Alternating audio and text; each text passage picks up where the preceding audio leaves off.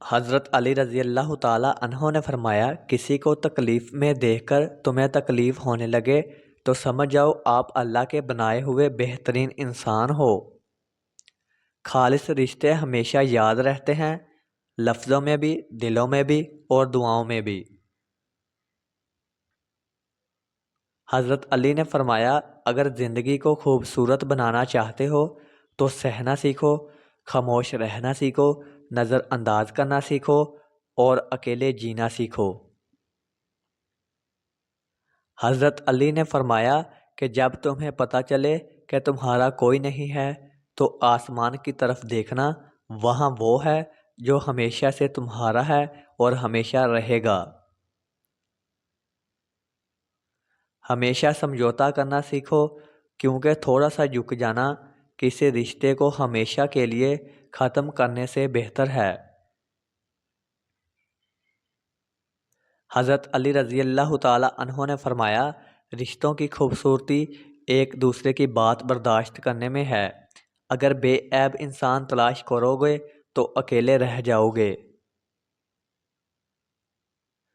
تم دنیا کے ہر شخص سے جیت سکتے ہو، مگر اس سے کبھی نہیں جیت سکتے جو تمہارے لیے جان بوجھ کر ہارا ہو۔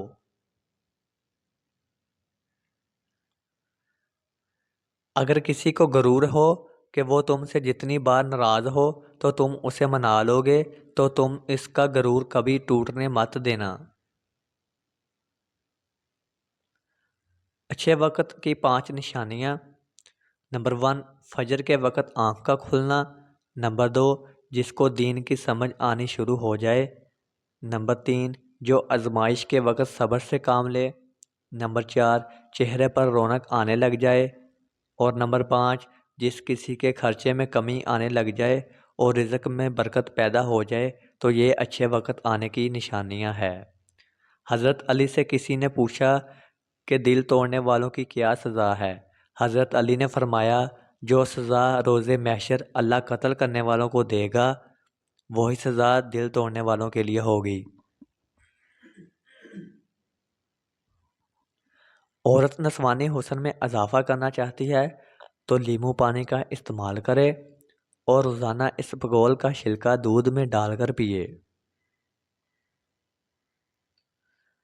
باپردہ عورت غیرت مند بھائی، غیرت مند باپ اور غیرت مند شوہر کا فخر ہوتی ہے۔ اگر محبت کے 100 حصے کیے جائیں تو 99 حصوں کی حقدار ماں ہے۔ سورۃ اخلاص کا فائدہ۔